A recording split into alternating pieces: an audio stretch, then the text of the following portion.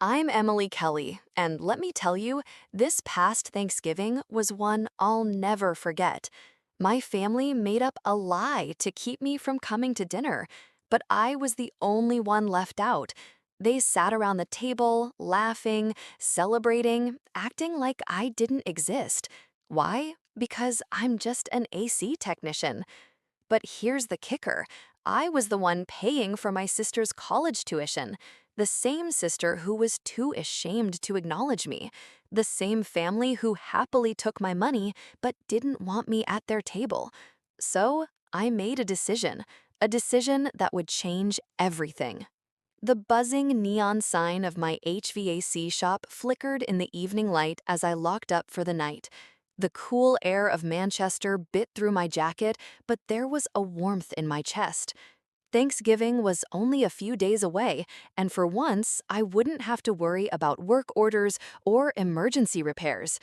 I had set everything in place, scheduled jobs, prepared bonuses for my crew, and even picked out a nice bottle of wine to bring to dinner.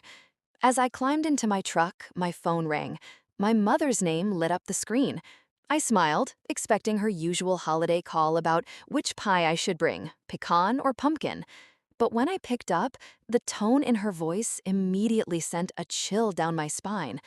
"Emily, honey, I wanted to talk to you about Thanksgiving." She said something was off.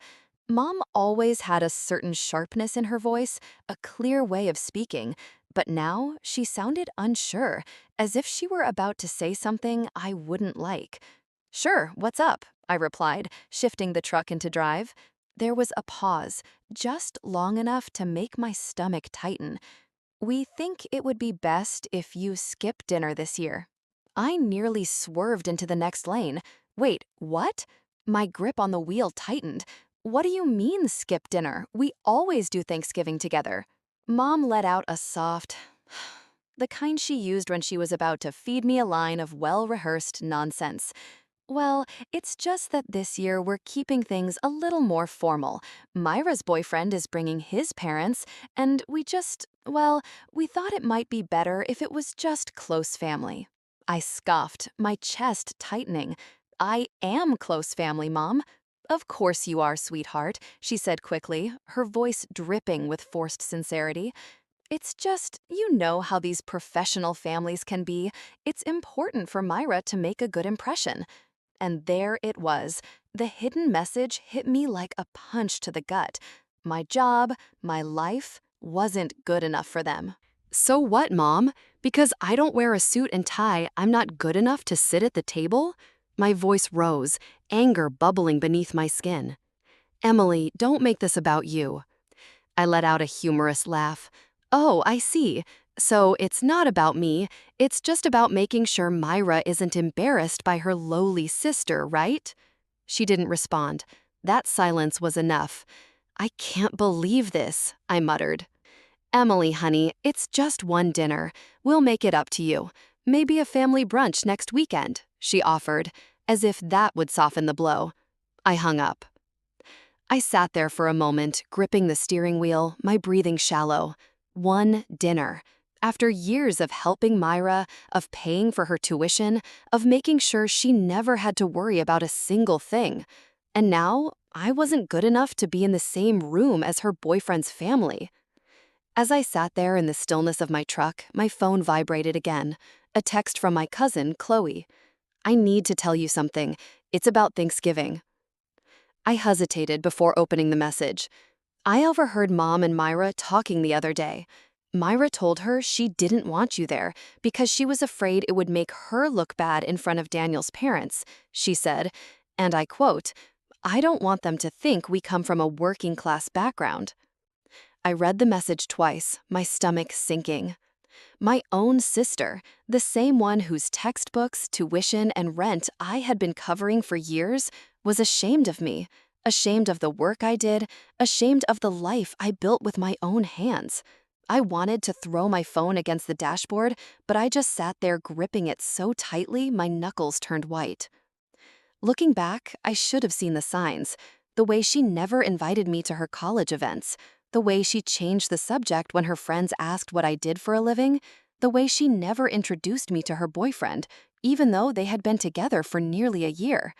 I had ignored it, convinced myself I was being paranoid. But this was undeniable. Thanksgiving Day arrived, and for the first time in my life, I spent it alone. I tried to distract myself, went for a long drive, stopped at a diner for coffee, even called a few friends, but nothing dulled the ache in my chest. That evening, against my better judgment, I checked social media. There they were, smiling family photos, the perfectly set dinner table, Myra in a sleek dress, beaming next to Daniel, his parents looking equally polished. And I wasn't anywhere in sight. That was the moment something in me shifted. If I wasn't good enough to sit at their table, then my money wasn't good enough to pay for Myra's tuition. So I made a decision that would change everything. The next morning, I woke up feeling lighter. It wasn't relief exactly, more like clarity, the kind that only comes when you finally stop making excuses for people who don't deserve them. I made my coffee, sat at the kitchen table, and pulled out my laptop. Logging into the university's payment portal had become second nature to me over the years. I knew the password to Myra's account better than I knew my own streaming login. Due date, 2 weeks. Balance, $21,500. I stared at the number, my fingers hovering over the trackpad. I had covered every single semester since she started law school, never once hesitating. But this time, my cursor moved to Remove Payment Method. A small pop-up appeared. Are you sure you want to remove this account as a payer? This action cannot be undone. I clicked yes without a second thought. The second my laptop snapped shut, my phone buzzed on the table. My mother's name flashed across the screen. I let it ring. Then it rang again and again. By the fourth call, I and picked up, already bracing myself. Emily. Mom's voice was sharp, exasperated, like she had already been in mid-argument before I even answered. What are you doing? I took a slow sip of my coffee. Good morning to you too, Mom. Don't play games with me, she snapped. Myra just called, hysterical, saying you cut off her tuition payment. Tell me that's not true. Oh, it's true, I said flatly. Silence. Then a sharp intake of breath. Emily, how could you be so cruel? Cruel? A short, humorless sound. That's an interesting choice of words, considering she's the one who got me uninvited from Thanksgiving because she was embarrassed by me. She was just trying to make a good impression on Daniel's family, Mom argued, her tone shifting into that sweet, guilt-tripping mode she always used when she wanted something from me. You know how these things work. She's young. She doesn't think things through. She's 24, Mom. She's old enough to know exactly what she's doing. Another pause. Then the inevitable. You promised you'd support her through school, Emily. No, I corrected, my grip tightening on my mug. I promised to help my sister, not someone who treats me like I'm disposable. She didn't mean it that way. She meant it exactly that way. Mom let out a frustrated sigh. You're overreacting. Family makes sacrifices for each other. That's just what we do. I swallowed back a bitter, funny, how family only applies when I'm the one giving. When it's my turn to expect a little basic respect, suddenly I'm asking for too much. She needs this, Emily. So did I. Mom fell silent. For once, she didn't have an immediate comeback. No rehearsed lines about what's best for the family or how Myra's future depended on me. I let the silence stretch before I spoke again, voice steady. I'm done. Emily, I mean it. I've spent years paying for her education, covering every expense, making sure she never had to worry about a single thing. And the one time I needed her to just acknowledge me, she chose to erase me instead. Mom exhales, exasperated. You're being so dramatic. I think we're done here, I said, ignoring the sharp sting in my chest. Emily, wait. I hung up. For a long moment, I just sat there, my pulse hammering against my ribs. I had done it. I had actually done it. I should have felt guilty. Maybe a part of me did, but it was so small, so buried under years of resentment that I barely noticed it. Instead, I felt something else, something dangerously close to satisfaction. I sat in the dim light of my living room, the hum of the city outside barely reaching through the thick glass windows. The half-empty cup of coffee on the table had long since gone cold, but I didn't move. My mind was too busy unraveling years of memories, each one a piece of a puzzle I had refused to see clearly until now. Myra had been ashamed of me for a long time. I just hadn't wanted to admit it. The signs had always been there. I remembered last Christmas when she threw a big party for her law school friends. I had found out about it only through a stray Instagram post, her smiling face front and center with a caption about celebrating success with the best people. I hadn't been invited. When I confronted her, she gave me some rushed excuse about how it was just a small thing and not a big deal. I let it slide. Then there was the time I visited her on campus. I had been in the area for a job and figured I'd stop by, take her out to dinner. When she saw me walking toward her dorm, her eyes darted around like she was afraid someone would see me. She barely let me inside, rushing through small talk before making up some excuse about a study group she had to get to. And the introductions, God, the introductions. Whenever I ran into her friends, she never said, "This is my sister, Emily." It was always just, "Oh, this is family." Like my actual identity was something best left vague. I had told myself it wasn't intentional, that she was just distracted, busy, young. But it wasn't that. She had been embarrassed by me all along. The realization burned through me, a slow and stinging kind of anger that wasn't just about her, but about me too. For years, I had let this happen. I had let her take from me, let her diminish me, let her get away with things because I thought family meant something. But family shouldn't be conditional, and love shouldn't come with fine print. I turned to my laptop, fingers hovering over the keyboard. It was almost muscle memory by now, logging into the university's payment portal, checking due dates, making sure everything was squared away. But this time, the screen felt different. Next semester's tuition, $21,500, due in 2 weeks.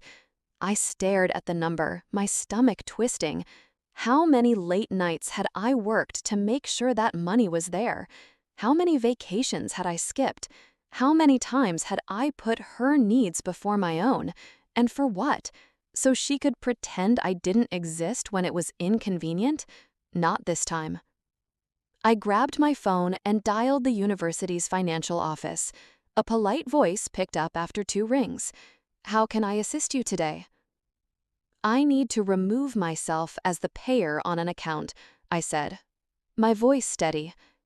There was a pause. "Are you sure? This will impact the student's enrollment status." I closed my eyes and took a slow breath. I had spent years being sure of things that didn't deserve my certainty, but this, I'm sure. The process took less than 5 minutes, a few verification questions, a final confirmation, and just like that, it was done. I set my phone down and, waiting for guilt to creep in. It didn't. Instead, all I felt was a strange, unfamiliar kind of relief. For the first time in years, I wasn't carrying someone else's burden. But I also knew this was just the beginning. And when Myra found out, she was going to lose her mind. The first call came less than 24 hours later. I was halfway through my morning coffee when my phone buzzed on the counter. I glanced at the screen, already knowing who it was before I even saw her name, Myra. I let it ring. It rang again and again, then a 4th time. Slowly, my grip tightening around the mug. I wasn't ready for this conversation. Actually, no, I just didn't owe her this conversation. The buzzing stopped, and a voicemail notification popped up. Against my better judgment, I pressed play. "Emily, what the hell? I just got an email from the university saying my tuition payment was declined. This has to be a mistake. Call me back." Her voice was shrill, panicked. I set my phone down, taking another sip of coffee. Let her stew in it. Another call, then a text. Emily, if you don't fix this, I won't be able to enroll next semester. You can't just do this to me. I typed out a response. Not my problem. But before I hit send, I stopped. What was the point? She would never understand. No text from me was going to make her suddenly see the years of effort I had put into making her life easier. She only saw what she lost, not what she had been given. I deleted the message and put my phone on silent because I already knew what was coming next. Myra wasn't the kind of person who accepted consequences quietly. When she realized I wasn't responding, she turned to the next best thing, Daniel. She showed up at his apartment, hair a mess, eyes wide with panic. He had barely opened the door before she was pushing past him, pacing back and forth across his living room. I can't believe this, she breathed, her hands gripping her temples. Emily cut me off just like that. No warning, no explanation, nothing. Daniel frowned, shutting the door behind her. Wait, Emily? Your sister, Emily? Yes, she snapped. I just got the email. My tuition payment didn't go through. I tried calling her, but she won't answer me. Daniel sat down on the couch, his confusion clear. Hold on, I thought your parents were paying for school? Myra froze. For the first time in years, she didn't have a rehearsed excuse ready. She never told him Emily was the one paying.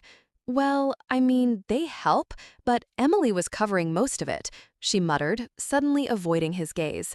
Daniel's brow furrowed. Most of it? How much are we talking? I don't know, a few payments here and there. Myra. His voice was sharp now. How much? She swallowed. All of it. His expression darkened. So let me get this straight. Your sister has been paying for your college this entire time, and you let me believe your parents were covering it? She waved a hand as if brushing it off. It's not a big deal. Daniel cut her off. And wasn't Emily not invited to Thanksgiving? What was that about? Myra's face flushed. That was different. How? She opened her mouth, but no words came out. And that's when Daniel put it all together. The sister who's been paying for your entire education wasn't good enough to sit at the dinner table with your boyfriend's family. His voice was eerily calm, but there was an edge to it, like he was done. Myra scrambled to explain. You don't get it, Daniel. It was just about appearances, about making a good impression. It's not like I don't appreciate what Emily's done, but she doesn't understand the world I'm trying to be a part of. Daniel frowned, shaking his head. You mean the world where you lie about where you come from? The world where the people who actually help you aren't polished enough to acknowledge? Her throat tightened. Wow. It was the only thing he said before he stood up and grabbed his keys. Myra blinked. Wait, where are you going? Daniel looked at her like he was seeing her for the first time. I need some space. Her stomach dropped. You're seriously mad at me over this? Daniel didn't answer. He just walked out the door.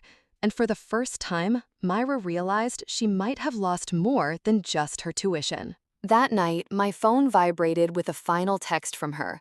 I hope you're happy. You just ruined my life. I stared at the screen, waiting for the guilt to creep in. It didn't. I just set my phone down and finished my coffee, because if she thought I had ruined her life, she was about to learn that she had done that all on her own. The next call wasn't from Myra. It was from my mother. I stared at the screen, her name glowing like a warning. Margot Kelly. I could already hear the tone she'd use, the carefully measured disappointment, the soft sighs that carried more weight than words, the underlying message that I had somehow failed her. I let it ring twice before answering. Emily. Mom's voice was sharp, urgent. I just got off the phone with Myra. She's hysterical. I leaned back against my kitchen counter, tightening my grip on my coffee mug. Yeah, maybe she should have thought about that before she treated me like I didn't exist. Emily, she scolded, her voice dropping into that motherly, I'm trying to be reasonable tone. She's your sister. You can't just abandon her like this. I exhale through my nose, forcing myself to stay calm. I didn't abandon her. I just stopped funding her lifestyle. She's just a kid, Mom pressed. I laughs, short and humorless. Mom, she's 24. She doesn't know how to handle this kind of setback. If she has to drop out, it'll ruin her future. Ah, there it was, the real reason she was calling. Not to ask how I was doing after being thrown out of Thanksgiving, not to apologize for the way I'd been treated. No, this was about damage control, about fixing the mess Myra had made of her life, and I was supposed to be the one to clean it up again. I stayed silent, waiting for her next move. Emily, please, Mom softened, sensing my resistance. You know how hard she's worked to get where she is. I swallowed the bitter taste rising in my throat. And where was she when I was working double shifts to make sure she never had to take out loans? Where was she when she let you uninvite me to Thanksgiving because she was embarrassed by me? Mom let out a long, exasperated sigh. You're making this bigger than it needs to be. I nearly dropped my mug. Are you serious? Mom, she erased me. She's been erasing me for years. She's only calling now because she lost her safety net. She's family, Mom stressed. We help each other. Funny how that only worked one way. I shook my head, pushing off the counter and pacing the kitchen. No, Mom. I helped her. I covered her tuition. I made sure she had a roof over her head. I gave her a future, and she couldn't even give me a seat at the damn dinner table. She's scared, Emily. She's young. She's selfish, I corrected, and I'm done cleaning up after her. There was a long pause. Then, in a voice coated with forced patience, Mom asked, "So, what do you expect her to do? Just drop out?" "Not my problem," I said flatly. "Emily," she warned. "I mean it, Mom," I said, already exhausted. "Find someone else to foot the bill." "Like who?" she shot back. "Your father and I can't afford it. You know that." And there it was, the truth buried beneath all the guilt tripping. She never expected Myra to figure it out on her own. She expected me to cave. But this time, I wouldn't. "I guess Myra's going to have to learn how to live like the rest of us," I said, reaching for the end call button. Click. The next few hours were quiet, too quiet. Then, one by one, the rest of them started calling. Dad was first. "Emily, this is going too far." His deep voice rumbled over the phone. "You're punishing your own blood." Then Aunt Delilah, "I never thought you'd be so heartless." Uncle Larry, "It's just money, Emily. You make plenty. Don't be petty." Cousins, family, friends, even people I barely spoke to, all chiming in with some version of, "Emily, how could you?" It was almost impressive, really, how quickly they had rallied behind Myra, how easily they had turned me into the villain. Not one of them had defended me when I was shut out of Thanksgiving. Not one of them had called to ask how I was feeling.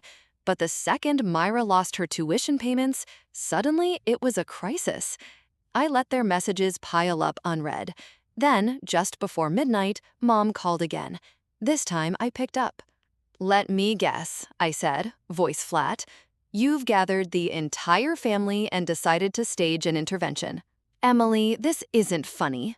"No," I agreed. "It's pathetic." Mom sucked in a breath. "How dare you?" "How dare I?" I let out a short, bitter, "Where were all of you when I was working weekends, pulling overtime, making sure Myra had everything she needed?" Silence. "Where were you when she pretended I didn't exist, when she hid me from her friends, when she made it very clear that my life, my work, wasn't good enough for her?" Mom cleared her throat. "Emily, it's not like that." "It is like that," I snapped. "And let me be very clear, Mom. I'm done. Myra is on her own." I hung up, and I meant every word. But Myra, she wasn't done fighting. At first, it was subtle. A lingering look from a longtime client, a hesitation in the voices of family friends when they spoke to me. I brushed it off, convincing myself I was imagining it. Then, one afternoon, as I was finishing up a routine inspection for Mrs. Davies, a woman who had been using my HVAC services for years, she gave me a pointed look. "I never thought you'd abandon your own sister like that, Emily," she said. her voice carrying that same judgmental edge I had come to recognize all too well. I froze, gripping the clipboard in my hands. "Excuse me?" She shook her head, dramatically. "Family is supposed to take care of each other. I just didn't think you were the kind of person to turn your back on your own blood." There it was. I forced a tight smile. "Well, Mrs. Davies, I suppose that depends on which version of the story you've heard." She pursed her lips but didn't say anything else. And I didn't give her the satisfaction of an explanation. Instead, I climbed into my truck, pulled out my phone, and opened social media. And there it was. Myra had been busy. Her posts were vague but pointed, carefully worded to make herself look like the victim without ever outright mentioning me. Some people love money more than family. So disappointing. I always believed in supporting your siblings. Guess not everyone feels the same. The comments were filled with sympathy. "I can't believe your own family would do this to you. You deserve better, babe. Stay strong. You've always been the sweetest. People like that will regret their choices one day." I scrolled through in disbelief. My stomach clenched when I saw familiar names. Distant relatives, family, friends, people who hadn't so much as sent me a text after Thanksgiving, now rallying behind her like she was some kind of helpless victim. And then, as if on cue, my phone started ringing. My aunt, then my uncle, then my mother. I silenced every call. I knew what they were going to say before they even opened their mouths. I had gone from being family to the villain in a matter of days, all because I refused to keep playing my role as the silent provider. I tossed my phone onto the passenger seat and started the engine. Enough. I was done letting her control the narrative. I didn't call ahead. I didn't warn her I was coming. I pulled up to Myra's apartment, walked straight to her door, and knocked hard. It took a few moments, but then the door swung open. Myra stood there, her phone still in her hand, eyes widening just slightly before she schooled her expression into something more composed. "Emily," she said smoothly, "to what do I owe the pleasure?" I pushed past her into the apartment without waiting for an invitation. She scoffed, closing the door behind me. "Oh, come in. Why don't you?" I turned to face her, my jaw tight. "What the hell do you think you're doing?" She blinked, feigning innocence. "I have no idea what you're talking about." Coldly, pulling my phone from my pocket and holding up her latest post. "Oh, you don't? Because this looks a hell of a lot like you trying to paint me as some heartless monster." Her lips curled into a smirk. "I'm just telling the truth." My fingers curled around my phone. "The truth? The truth is, I paid your tuition for years while you pretended I didn't exist. The truth is, I gave you everything, and you still acted like I was beneath you." She crossed her arms. "And now you're mad because people are finally seeing who you really are." I took a step closer, lowering my voice. "No, Myra, you should be mad because this little game you're playing, it won't end the way you think it will." Her smirk faltered just slightly. "Oh, please," she scoffed. "You think people are going to turn on me? I've built relationships, Emily. I have connections. Meanwhile, you, what, fix air conditioners? Do you really think that makes you someone?" My jaw tightened, but I didn't let her words sink in. Not anymore. I simply smiled. "Go ahead, Myra. Keep lying. Keep playing your little game. Keep manipulating people into thinking you're the victim." I turned toward the door, my hand on the handle. Then, just before leaving, I looked back at her. "Because when this all crashes down on you, I won't be there to save you." And she was about to learn just how alone she really was, because her perfect little world was already starting to fall apart. I didn't have to do anything. Myra had spent years building a life on borrowed resources, my money, my sacrifices, my silence. But now that I had cut her off, the foundation beneath her was crumbling. And the best part? She had no one to blame but herself. Daniel was the first to realize something wasn't right. It started with a simple, anonymous message sent to his inbox late at night. "Did you know your girlfriend has been lying about who's paying her tuition?" At first, he brushed it off. Internet trolls, people with nothing better to do. But something gnawed at him, an uneasy feeling he couldn't shake. He started digging. He contacted the university, pretending to be Myra. It took him 3 tries to get through to the right department, but when he finally did, the answer was clear. Her tuition hadn't been paid. Not by her, not by her parents. No record of payment for the upcoming semester, no scheduled transactions, just a long history of payments from a now-removed sponsor, Emily Kelly. That night, when Myra showed up at his apartment, expecting another evening of wine and carefully curated romance, she was met with something else entirely. Daniel stood at the door, arms crossed, phone in hand. His expression was unreadable, but his voice cold. "Why did I have to hear from someone else that Emily was paying for your education?" Myra blinked. "What?" Daniel stepped aside, letting her walk in, but she already felt the shift in the air. The warmth between them was gone. "I called the university," he continued, shutting the door behind her. "I wanted to see if there was a way I could help with your tuition since you were so stressed about it. But imagine my surprise when they told me you didn't even have a payment plan set up because your sister was covering everything." Myra's mouth opened, then closed.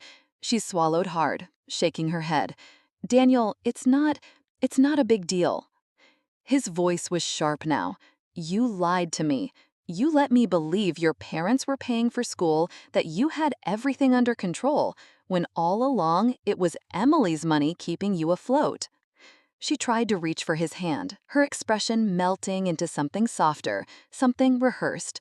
"I just didn't want you to think I was some kind of charity case." Daniel pulled back. "Oh, don't give me that. You had no problem using Emily as a walking ATM. And now that she finally stopped funding your life, you're trying to ruin her reputation." Myra stammered. I just..." Daniel let out a humorous, "I can't believe I was blind to this." He shook his head, running a hand through his hair. "I don't even know who you are anymore." Her chest tightened. "Daniel." He exhales slowly, then met her eyes. "I think you should go." She stared at him, stunned. "You're breaking up with me?" "I can't be with someone who lies this easily," he said simply. The words hit her harder than she expected. For the first time, Myra saw something crack inside her. She turned toward the door, waiting, hoping he would stop her. He didn't. The next morning, she woke up to something even worse. She had barely slept, eyes swollen from crying, her phone clutched in her hands, waiting for a message from Daniel that never came. But there was another notification waiting for her, an email subject, "Final warning, tuition payment past due." She sat up, heart pounding. "Dear Miss Kelly, this is your final notice regarding your outstanding tuition balance. If payment is not received within 48 hours, you will be automatically unenrolled from your courses. Sincerely, University Finance Office." Myra's stomach dropped. This wasn't happening. She scrambled out of bed, hands shaking as she clicked onto the student portal. The balance was still there. No pending payments, no extensions granted. Her mind raced. A loan. She could apply for a student loan. She pulled up the application form, typing in her parents' information, knowing she'd need them as co-signers. Denied. Bad credit. Too much outstanding debt. She gritted her teeth and tried again, using a different lender. Denied. Her hands clenched into fists. This wasn't how it was supposed to go. This wasn't her life. She picked up her phone, scrolling to Daniel's name. She hesitated, then pressed call. Voicemail. She called again. Voicemail. Tears burned in her eyes as she moved to the next contact, Emily. Her finger hovered over the dial button. But when she pressed it, the screen immediately flashed, "User has blocked you." She was out of options. For the first time, Myra truly realized just how alone she was. So Myra did what she always did. She lashed out. I was in the middle of a staff meeting when the front door to my office slammed open so hard it rattled the glass. The conversation around me died instantly. Every head in the room turned toward the entrance, and there she was. Myra stood in the doorway, her hair a mess, eyes red-rimmed, breath heaving like she had sprinted here in a blind rage. The look on her face was pure fury. "You ruined my life!" she shrieked. I set my clipboard down. Slowly. "Here we go." "No," I said, keeping my voice even. "I stopped paying for it. You ruined it yourself." A hush fell over the office. Employees paused mid-task. A couple of clients in the waiting area exchanged nervous glances, but Myra didn't care. She didn't care about the audience or the scene she was causing. She was here to make sure I suffered. "You abandoned me," she spat, stepping further inside. "You left me with nothing. How could you do this to your own sister?" I crossed my arms, leaning against my desk. "That's funny. I don't remember you calling me your sister when you were lying to your boyfriend about where your tuition money came from." Her jaw clenched. "That's different." "Is it?" I tilted my head. "Because it seems to me that you only acknowledge me when you need something." Her eyes darted around, as if searching for an ally, someone who would see her side, someone who would back her up. No one did. So she turned to Plan B. Lifting her chin, she let her voice rise, ensuring everyone in the room could hear. "She abandoned her own family. She's selfish. She only cares about herself." Silence. "She's not who you all think she is." The weight of her words hung in the air, but there was no reaction, no sympathy, no outrage on her behalf. Just the quiet disapproval of people who had seen what kind of person she was in real time. And then, from the corner of the room, my senior employee, Harry, stepped forward. "Ma'am," he said, his voice calm but firm, "you need to leave." Myra whirled on him. "Excuse me?" "This is a place of business," Harry continued, unfazed, "and you're disrupting it." "I'm her sister!" she shrieked. Harry barely blinked. "And this is her business. You're trespassing." Myra let out a strangled, frustrated sound. "You don't understand. She's leaving me with nothing. She's ruining my future." Harry didn't flinch. "No, ma'am. She just stopped letting you take advantage of her." That was it. That was the moment the realization sank in. No one here was on her side. Not anymore. Security arrived within minutes, called in by one of my employees without me even needing to say a word. They escorted her out as she screamed and cursed, her voice echoing down the street. And just like that, she was gone. Later that night, my phone rang. I almost didn't answer, but a part of me knew this was the last time they'd try, the last time they'd bother. I and picked up. "Amelie, we need to talk." Mom's voice was tight. Her usual performance of gentle concern stretched thin. I didn't respond. Dad cleared his throat. "Look, honey, maybe things got out of hand, but Myra's young. She needs help." I closed my eyes, pressing the phone closer to my ear. "Let me guess, you think I should help her?" Mom, sharply. "Emily, come on. Maybe we can work something out. You're doing well, after all." I laughed low, bitter. "Ugh," I said, stretching my legs out on the couch. "So now I'm part of the family again when you need my money." "Emily, don't be like this," Dad said, his voice stiff. "We just—" No. Silence. "You think I'll cave? That I'll do what I've always done? That I'll sacrifice my peace for her comfort?" I shook my head, even though they couldn't see me. "But I'm done. Find another ATM." And with that, I hung up. And for the first time, I truly felt free. But freedom comes at a cost.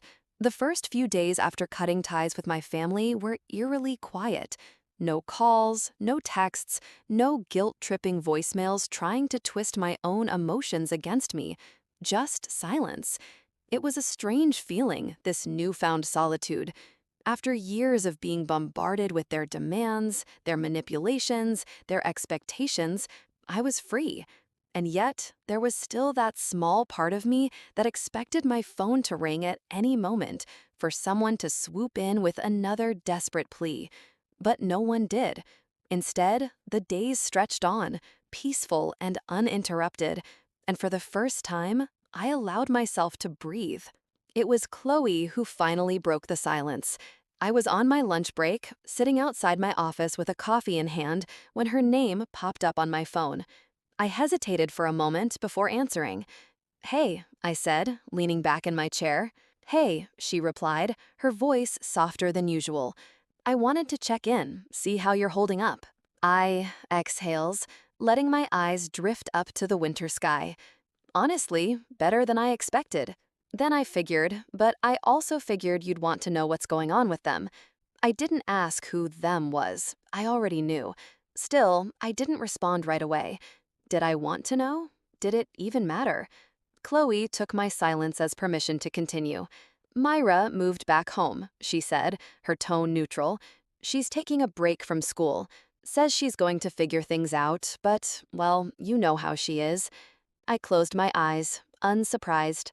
"And your parents?" I asked, already knowing the answer. "They're struggling financially, but of course they won't admit you were right," she said with a humorless laugh. "They're still blaming you for everything, as if it's your fault that Myra burned every bridge she had." I nodded to myself, taking a sip of my coffee.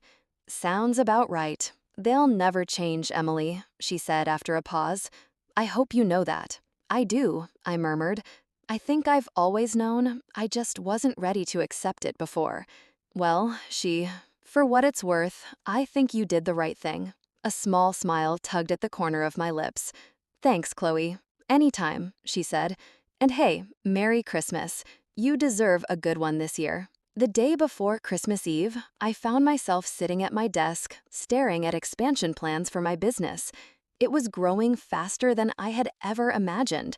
More clients, more employees, more opportunities. For so long, my success had felt like something I had to downplay, something I had to apologize for. But not anymore. I wasn't ashamed of the life I had built. I was investing in myself now, not in people who saw me as nothing more than a walking bank account. And that was the most freeing realization of all. That night, as I was winding down for bed, my phone buzzed on the nightstand. I glanced at the screen. A text from my mother. "Merry Christmas. We miss you. Let's talk." I stared at the message for a long time, my fingers hovering over the screen. A year ago, I would have jumped at the chance. I would have let guilt guide me, would have second-guessed myself, would have given in. But not this time. I took a deep breath, slowly, then deleted the message. I had nothing left to say. For the first time in my life, I chose myself, and it felt damn good. Before we wrap up, let me leave you with something to think about. Life has a way of teaching us hard lessons, especially when it comes to family.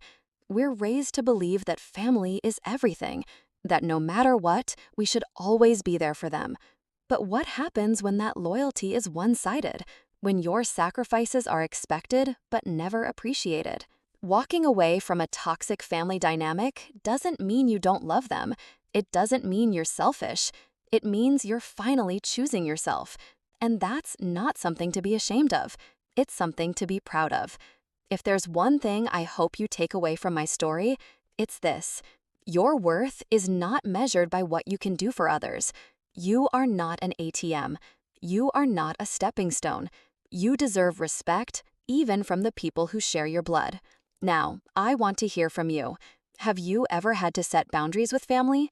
Have you ever walked away from a situation that was draining you? Let me know in the comments. I read every single one. And if this story resonated with you, if it made you feel seen, drop a 1 in the comments or tell me where you're watching from. If you didn't like it, tell me why. I want to hear your thoughts. Make sure to subscribe to the channel so you don't miss the next story. Trust me, we have plenty more to tell. Thanks for watching, and remember, choosing yourself is never the wrong choice. See you in the next one.